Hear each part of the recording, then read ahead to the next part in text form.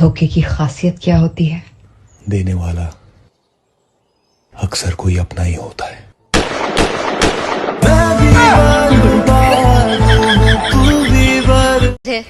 हाँ। कहाँ तक पढ़े हैं आप? दोपहर तक। What? सुबह मेरा बाप मेरे को स्कूल पे छोड़ के गया और दोपहर को पूरी स्कूल मेरे को घर पे छोड़ के। अगर मोहब्बत पैसों से खरीदी जा सकती तो भी मैं सिंगल ही रहता। मेरे इतने करीब मत आओ, मैं तुम्हें बर्बाद कर दूंगी। तो करना। परेशान हो गए हम लोग 2.5 साल से, ये भी परेशान हो गए, हम भी परेशान हो गए। करो यार, कल मैं तुम्हारे घर गया था, मुझे नहीं लगता अब हमारी शादी कभी हो पाएगी। क्यों? पापा से मिले?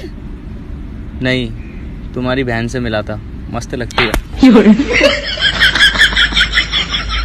कल रात 9 बजे मेरी शादी है, जिस भी लड़की को करनी है आ जाना, करना तो कैंसिल हो जाएगी।